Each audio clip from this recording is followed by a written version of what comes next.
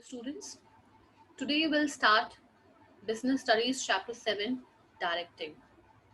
Directing is basically the fourth function of management as we have completed planning, organizing and staffing. Here comes the fourth function which is totally different.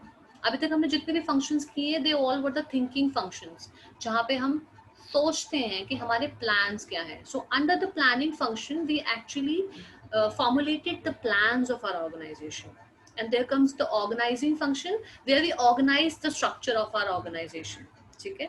And there the third function is again a thinking process where we are thinking how many employees should be appointed or recruited into the business. So that is what staffing is all about. अब आपके thinking process से हटके there comes your direction. Directing is basically an action oriented task. Okay, now you have to perform all the work.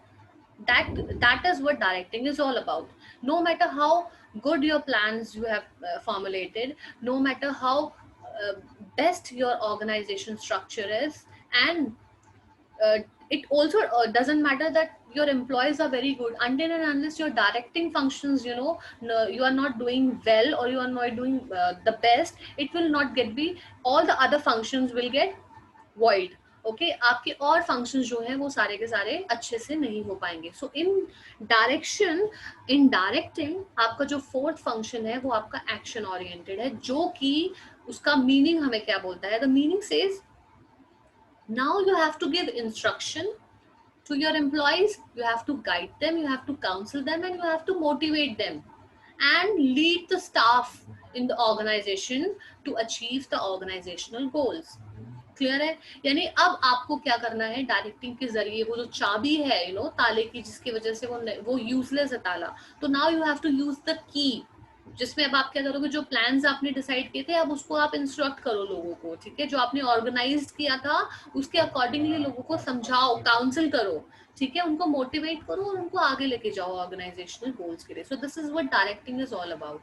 So directing में basically होता क्या है, this is a part of the top executive to the supervisor. ठीक है, और performs the function of directing. यानी कि इसमें होता क्या है आपका कि सीनियर लेवल जो है वो इंस्ट्रक्ट करती है जूनियर लेवल को. तो ये ऊपर से नीचे की तरफ वर्क करता है और एक ऐसा प्रोसेस है ये जो कंटिन्यूस चलता है. You can not start this function at one particular level and then stop it. Okay, you have to make it continuous in its process. ठीक है, आपको जो भी है आपकी ऑर्गेनाइजेशनल हायरार्की के accordingly wherever the top CEO is, वो CEO जो है एक मैनेजर को डायरेक्ट करेगा, then the manager will direct the supervisor, then supervisor will direct the labours of the employees. That is how it work. Now class, let's talk about some characteristics of direction. When we say that this is the function when we are directing our employees, क्या क्या characteristics हैं इसके. First characteristic is being pervasive. ठीक है, ये एक ऐसा function है जो कि आपका सब जगह इन्वॉल्व होता है in all levels of organisation. Every manager जो है वो एक गाइडेंस एक इंस्पिरेशन का काम करता है अपने सबऑर्डिनेट्स के लिए. ठीक है, so it is present in each and every phase. Okay, अगर एक एमडी है तो वो भी अपने जनरल मैनेजर को इंस्ट्रक्शन देगा, और अगर एक जनरल मैनेजर है तो वो भी अपने जो नीचे अंडर जो आपके सीनियर से मैनेजर्स हैं उनको देंगे. देन एरिया मैनेजर्स को आगे फॉरवर्ड किया जाएगा वो. तो धीरे धीरे करके ऊपर लेवल से नीचे ये जो है एवरी लेवल्स ऑफ मैनेजमेंट में it is pervasive. There comes the second characteristics which is says that direction is continuous activity. Okay, ये आप ऐसा नहीं है कि आपने एक बार शुरू की और बस खत्म कर ली. Throughout the life of your organization you have to make it continuous. Okay, again the third is a human factor. Directing function is related to that human factor involved in it. क्यों? क्योंकि अब आपको क्या करना है, आपने जो plan किया था वो आपकी एबिलिटी पे था कि आपको क्या प्लान करना है. आपने अपना खुद सोचा and you have plan. This is something related to your mind capability. अगर आपका माइंड आपकी सोचने की कैपेबिलिटी अच्छी है तो आप अच्छे से प्लान करोगे. ठीक है, अगर आपकी स्ट्रक्चर को डिजाइन करने की जो समझ है वो अच्छी है तो आप अच्छे से ऑर्गेनाइजिंग को भी कंप्लीट कर लोगे. स्टाफिंग की अगर हम बात करें तो अगर आप अच्छे से लोगों को रिक्रूट कर रहे हो तो आप उनको अच्छे से रिक्रूट कर पाओगे. This is what all about the process of doing it. But जब डायरेक्टिंग आता है तो डायरेक्टिंग में क्या होता है, ह्यूमन एलिमेंट आ जाता है, क्योंकि अब लोगों को उससे काम करवाने के लिए उनको आपको इंस्ट्रक्शन देने हैं, उनको गाइड करना है। और क्योंकि जो ह्यूमन नेचर होता है वो बहुत कॉम्प्लेक्स होता है, उनका बिहेवियर बहुत अनप्रिडिक्टेबल होता है, तो ये फंक्शन बहुत ज़रूरी है करना। क्योंकि आज एक आपका एम्प्लॉय बहुत खुश है, he is doing the best, बस जरूरी नहीं है कि वो कंटिन्यूसली वो काम अच्छे से ही करता रहे। ऐसा भी हो सकता है कि एक टाइम ऐसा आ जाए कि ही लूजेस हिज इंटरेस्ट। तो on an average basis, you know, on daily basis, you have to go through this. So this is human related, and इसकी characteristics है कि इसमें human factor involved है, and human behavior is always very complex. There comes your fourth characteristics which say this is a creative activity. ठीक है, इसमें क्या होता है, आपको actual में करना क्या है, now you have to convert the plans into action according to this directive. Now you have to convert your plans into your performance. ठीक है, तो इसके लिए आपको क्रिएटिविटी चाहिए, because there is no one particular you know process, और there is no one particular way to reach there. अगर आपको बोले कि यू नो यहाँ से आपको ईस्ट से आपको वेस्ट जाना है, तो यू नो द वे कि वो किस तरफ से जाओगे। ठीक है, या आपको बोला जाए कि ये प्रोडक्ट है, इसको आपको कंप्लीट करना है, आपको बता दिया जाएगा दिस इज द प्रोसेस के पहले आप रॉ मटेरियल्स का इस्तेमाल करोगे, then you have to put it in the machinery and then the product will comes out of the machinery and it will be finished. Clear? तो एक process होता है, तो वो आपको पता है, वो एक डिसाइडेड है, ये आपको फॉलो करना है। But in every phase of directing there is a different criteria, कुछ भी स्पेसिफाइड नहीं है क्या करना है।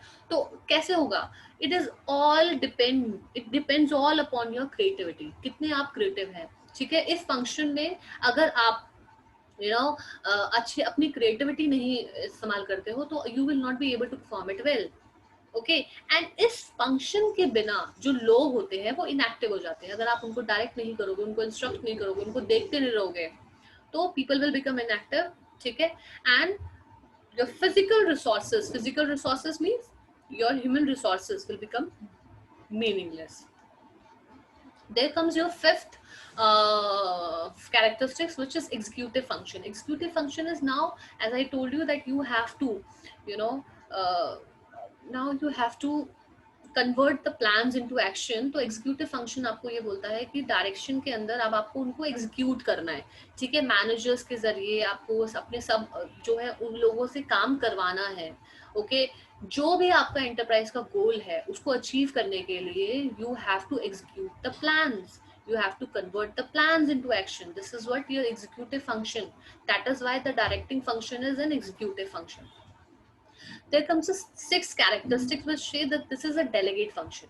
Now class, क्योंकि delegate क्यों है ये function delegate, इसलिए because this is very sensitive, because it is related to human beings, इंसानों से related, और इंसानों का behavior as I told you बहुत unpredictable होता है।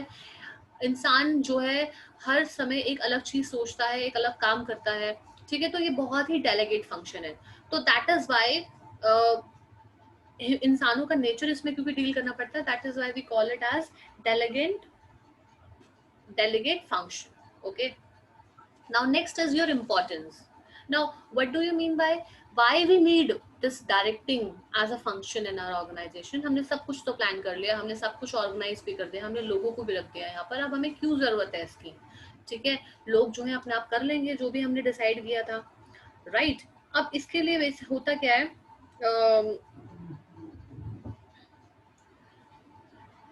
इसकी इसलिए जरूरत है क्योंकि ये इनिशिएट्स एक्शन।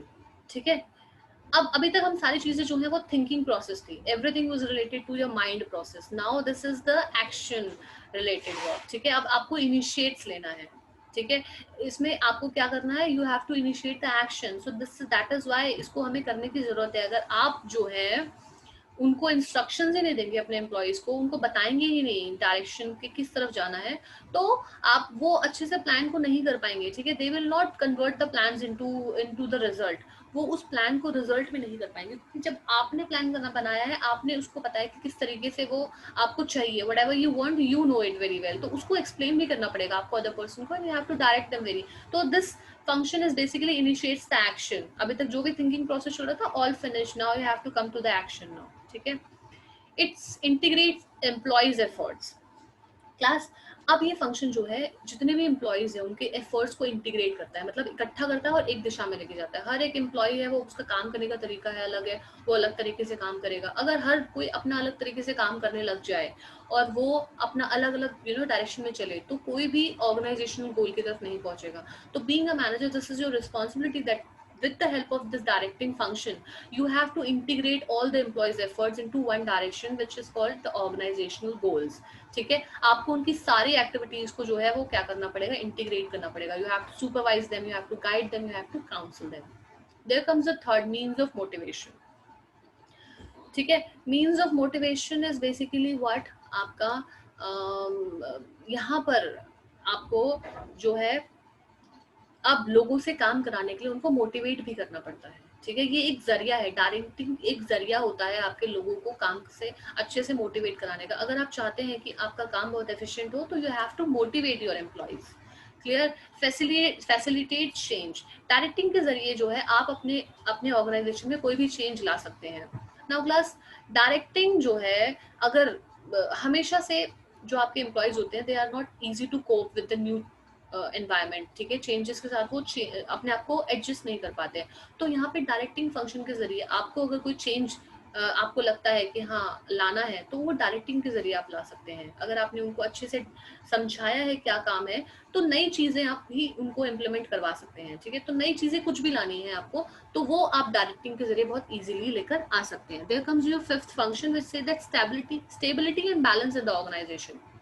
ठीक है, मैनेजर्स जब ये परफॉर्म कर रहे हैं, मैनेजर्स इंस्ट्रक्ट कर रहे हैं, गाइड कर रहे हैं, लोगों को सुपरवाइज कर रहे हैं इस तरीके से कि वो ऑर्गेनाइजेशन गोल को अचीव करें, तो समहाउ क्या है, ऑर्गेनाइजेशन में स्टेबिलिटी एंड बैलेंस बना रहता है। क्योंकि आपने डिसाइड कर लिया, अब आप चुप बैठे हुए हैं, एम्प्लॉयज अपने आप खुद ही काम करे जा रहे हैं, they whatever they are feeling it's good and right. ठीक है, तो उनके हिसाब से जो सही होगा वो करेंगे और वही रिजल्ट निकल के आएगा। लेकिन आपको उनके हिसाब से नहीं, बल्कि आपने जो डिसाइड किया है ऑर्गेनाइजेशन के लिए जो सही है वो आपको सामने लेके आना है। तो stability and balance also should be there. ठीक है class, there comes the elements of direction.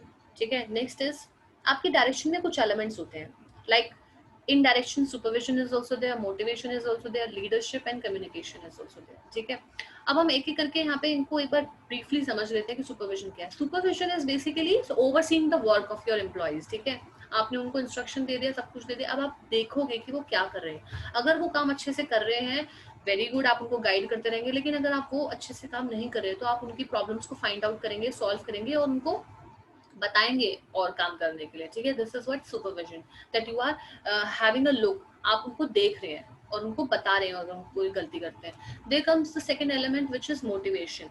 ठीक है, अब अगर आपको लगता है कहीं पर भी एम्प्लॉय जो है वो रुक रहे हैं, उनकी इंस्पिरेशन कम हो रही है काम करने में, they don't have that zeal. ठीक है, तो आप क्या करेंगे, आप उनको मोटिवेट करेंगे। ठीक है, आप चाहे वो मोटिवेशन आप पॉजिटिव दें या नेगेटिव दें या मॉनिटरी नॉन मॉनिटरी, ठीक है, जो भी मोटिवेशन आपको ठीक लगे वो आप मोटिवेशन देकर उनको काम करने के लिए आगे बढ़ा सकते हैं। क्लियर, इसको हम डीपली इसके टॉपिक में आगे क्लियर करेंगे, अभी जस्ट एक रफ आइडिया देख लो। Next is leadership. Leadership is basically what, where you influence the people to follow you. ठीक है, आप लोगों को इन्फ्लुएंस कर रहे हैं कि आपको फॉलो करें। अब आप लोग क्यों फॉलो करेंगे आपके अंदर, you should have that leadership quality, आपके अंदर वो लीडरशिप क्वालिटी होनी चाहिए। अगर आपके अंदर वो क्वालिटी है तो लोग आपको जरूर फॉलो करेंगे, और लोग आपको फॉलो करेंगे तो आप वो काम उनसे करवा सकते हैं जो ऑर्गेनाइजेशन का गोल है। Clear, fourth is communication. अगर आपको उनसे ये सारा काम कराना है तो आपके अंदर इतनी एबिलिटी होनी चाहिए कि आप बात कर सको।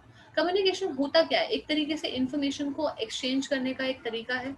ठीक है, जहां पर अपने ओपिनियंस दूसरों को समझाते हैं, उनके ओपिनियंस आप सुनते हैं, राइट। सो कम्युनिकेशन के अंदर always you should have that ability where you can talk to your employees in a decent way, in an efficient way.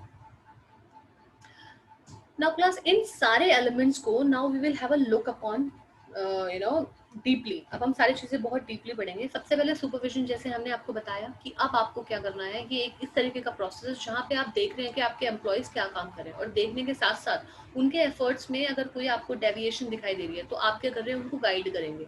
ठीक है, आपने देख लिया, अब आप उनको गाइड करेंगे। गाइड करते हुए आपको इंस्ट्रक्शन की जरूरत पड़े आप इंस्ट्रक्शन देंगे।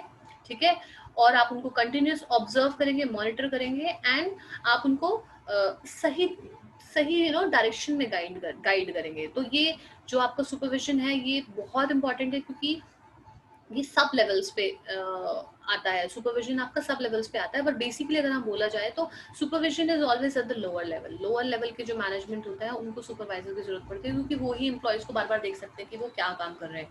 ठीक है, that is what is all about. Now importance की अगर हम बात करें तो इम्पोर्टेंस यहाँ पर इसकी सुपरविजन की क्यों जरूरत है?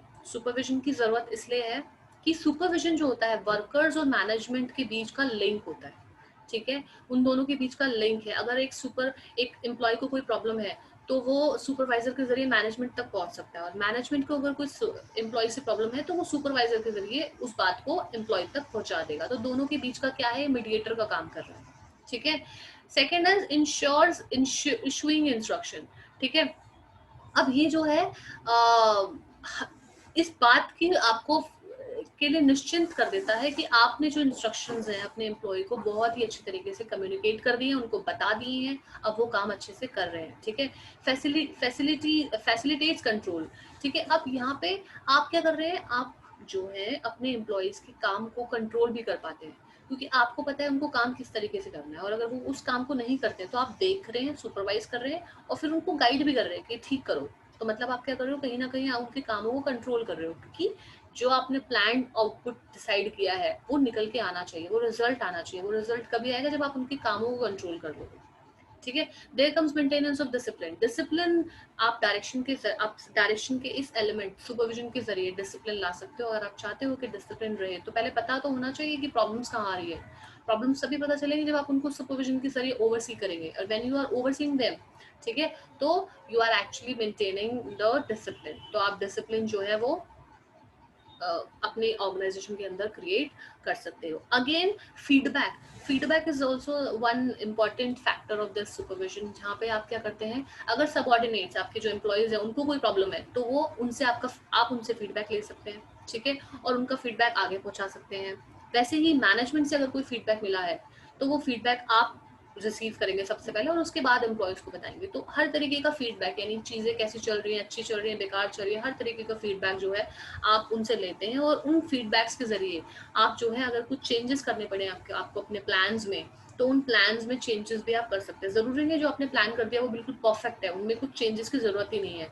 ठीक है, फीडबैक के जरिए अगर आपको लगता है कि प्लान्स में चेंजेस की जरूरत पड़ेगी तो आप उन फीडबैक के जरिए कर सकते हैं। There comes improved motivation. Now supervision जो है, अगर एक सुपरवाइजर के अंदर एक अच्छी क्वालिटीज है लीडरशिप की, है ना, तो वो लोगों को जो है सुपरविजन के जरिए क्या कर सकता है, उनको मोटिवेट कर सकता है। मोटिवेट इन द सेंस कि अगर कोई लोग काम नहीं कर रहे हैं तो उनको इस तरीके से आप समझाइए कि वो काम करने के लिए अपने मन से करें। मतलब काम तो करवाना is not forcefully, motivation is like making the people work in a happy manner, लोग खुश होकर काम करें। This is what supervision is all about.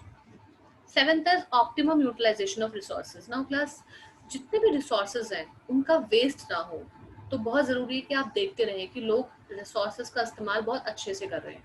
जितनी भी एक्टिविटीज है वो ऑब्जर्वेशन में है। ठीक है, तो इसीलिए आपके लिए बहुत जरूरी होता है कि रिसोर्सेज जो हैं वो लोग अच्छे से इस्तेमाल करें। That is why you have to keep your people alert by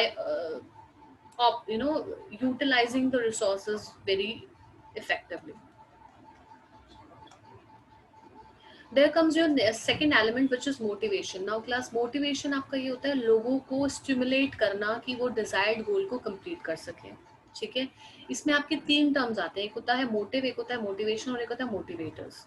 motive है ये जिसके लिए आपको मोटिवेशन की जरूरत है, मतलब आपका उद्देश्य क्या है ऑर्गेनाइजेशन का। मोटिवेशन इज कि अब उस उद्देश्य को पाने के लिए हम क्या उनके साथ उनको बोले, उनको दें, जिनसे वो काम करने के लिए खुशी खुशी काम, मतलब काम करने के लिए खुश हो जाए या खुशी खुशी काम करें। There comes the motivators. ठीक है, वो मोटिवेटर्स जिनकी वजह से लोग they are getting that zeal to complete the work।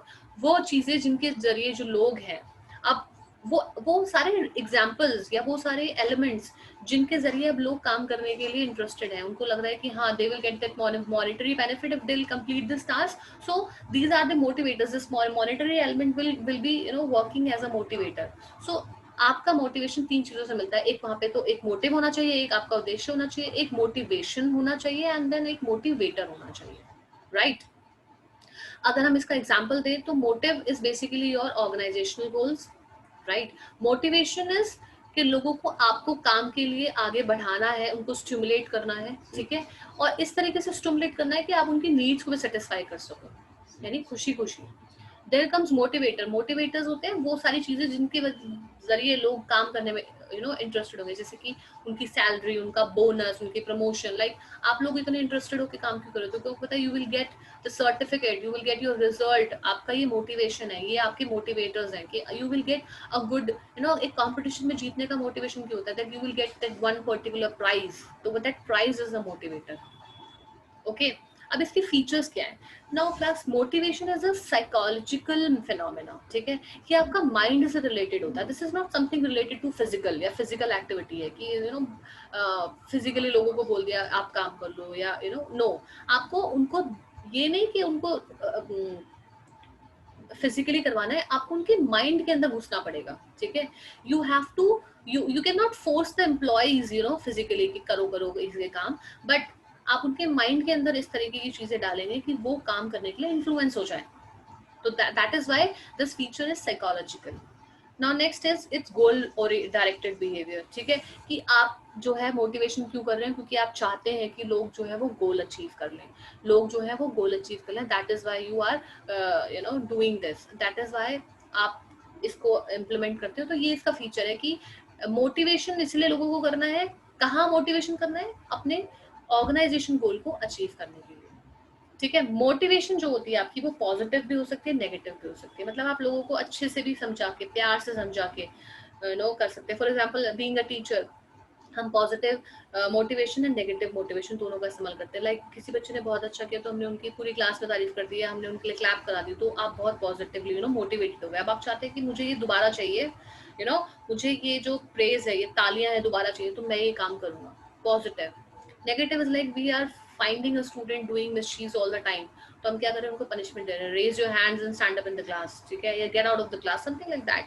कोई नेगेटिव दे रहे हैं, तो अब नेगेटिव मोटिवेशन आ गई उनके अंदर कि हाँ, मुझे दोबारा क्लास से बाहर नहीं जाना या मुझे पनिशमेंट नहीं चाहिए, तो मैं ये काम रिपीट नहीं करूंगा, ठीक है? So same goes with the organization also. अब वहाँ पे आप उनको पनिशमेंट नहीं दे सकते, कोई और चीजें हो सकती हैं आपकी नेगेटिव में, ठीक है? या आपने उनको नेगेटिव में उनकी डिमोशन कर दी, उनको जो है कम सैलरी दे दी, या आपने उनको बोल दिया अब हम आपका इंक्रीमेंट नहीं करेंगे, इस तरीके के, ठीक है? या वार्निंग लेटर दे दिया, समथिंग लाइक दैट। नेगेटिव से भी लोग जो है वो मोटिवेट होते हैं काम करने के लिए।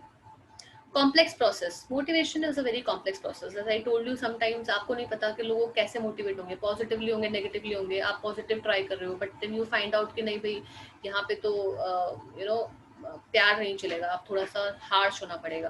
तो this is very complex because you are not sure about कि which kind of motivation you have to use, ठीक है? Again it is a continuous process, ठीक है? ये ऐसा प्रोसेस है जो लगातार चलता रहता है, कहीं पे भी आप रोक नहीं सकते। हर फेज में, हर time you need it. This is a continuous process. No class, Maslow's hierarchy of needs की अगर हम बात करें यहाँ पर, तो उन्होंने ये सामने हमारे सामने एक चीज लेकर आए कि जो सोसाइटी है वहाँ पे हर तरीके के लोग हैं, और हर तरीके के लोगों की जो साइकोलॉजिकल नीड है वो अलग है। मतलब एक इंसान है जिसको सोशल सिक्योरिटी चाहिए, एक इंसान है जिसको ज्यादा पैसा चाहिए, एक इंसान है जिसको फेम चाहिए, एक इंसान है जिसको काम सीखना है। तो उन्होंने डिसाइड किया कि लोग बहुत अलग अलग है और उन लोगों की जरूरतें बहुत अलग है। मैं यहाँ पे काम कर रही हूँ, मे बी शायद मुझे सैलरी चाहिए। मैं यहाँ पे काम कर रही हूँ, मे बी शायद मैं सीखना चाहती हूँ, ठीक है? मैं यहाँ काम कर रही हूँ, मे बी ये हो सकता है कि मुझे एक टॉप लेवल पे काम करना है, कुछ भी। तो मेरा मोटिवेशन कुछ भी हो सकती है, हर इंसान की मोटिवेशन एक अलग होती है। तो मैनेजर का यहाँ पे काम आ जाता है कि मैनेजर को समझना पड़ेगा कि लोगों की मोटिवेशन क्या है, किस तरीके से वो मोटिवेट हो सकते हैं। तो उसके लिए क्या करना पड़ेगा? उनकी जो नीड्स हैं उनको सेटिस्फाई करना पड़ेगा। पहले तो नीड्स फाइंड करनी है, then you have to satisfy. अब देखो यहाँ पे फॉर एग्जाम्पल हम बात करते हैं, कुछ लोगों की बेसिक साइकोलॉजिकल नीड्स होती हैं, जैसे कि उनको उनका जो हंगर है या उनकी थर्स्ट है या शेल्टर या स्लीप, ये उनको पूरा करना है। मतलब उनको खाने के लिए जगह चाहिए, उनको रहने के लिए जगह चाहिए, उनको सोने के लिए और उनकी भूख मिटाने के लिए खाना चाहिए।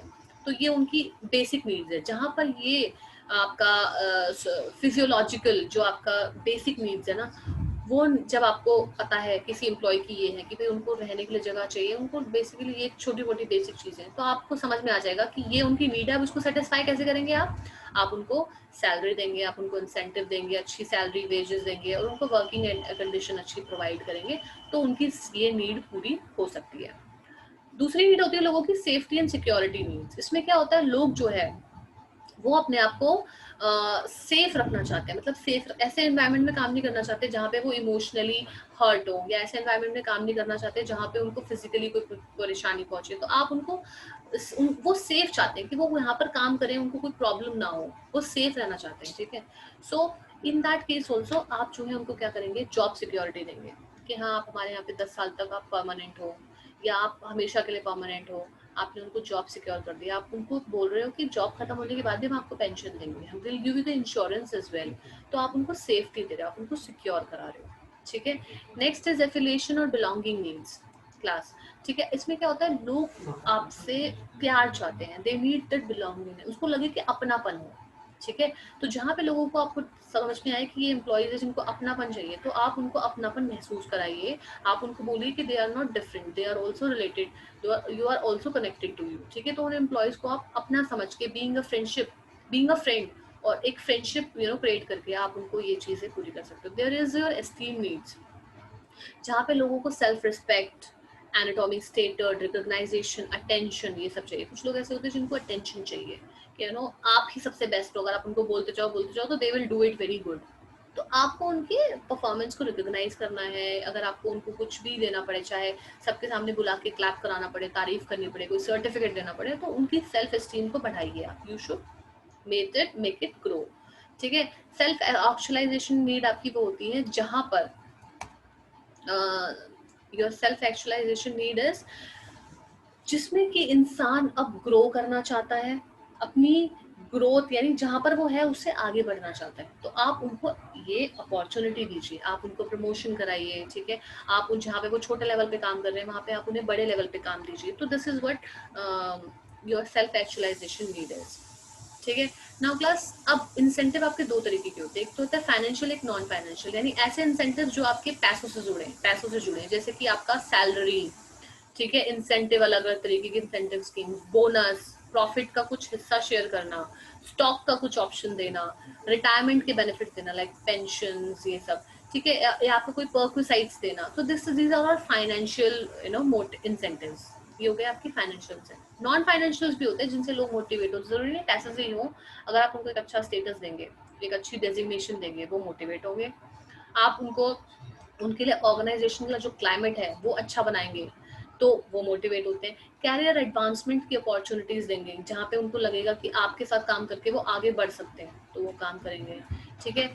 अगर आपकी जॉब एक अच्छी जॉब उन्हें देते हैं जिसमें उनकी जॉब पे उनको सब कुछ मिले, तो नॉन फाइनेंशियल, ठीक है। आप उनको रिकॉग्नाइज करें, एम्प्लॉयज रिकॉग्नाइजेशन प्रोग्राम्स बनाए जहाँ पे एम्प्लॉयज का पता चले कि रिकॉग्नाइज हो कि ये एम्प्लॉय बहुत अच्छा है, तो लोग मोटिवेट होंगे। जॉब की सिक्योरिटी अगर आप देते हैं, आप उनको पैसा नहीं दे रहे लेकिन आप जॉब सिक्योर कर देंगे, भाई आप यहाँ काम कर रहे हो तो आप परमानेंट हो, ठीक है। आप उनको पार्टिसिपेट करा रहे हो, ये नहीं कि आप उन पे हर बार अपना ही डिसीजन थोप रहे हो, आप उनसे सजेशन भी मांग रहे हो, उनको पार्टिसिपेट करा रहे हो, तो somehow they are also getting some kind of non financial motivation. Employee empowerment, आप उनको एम्पावर करिए, you try to make them grow. So that is how we can do motivation in our organization. Okay, so with this we come to an end of this topic.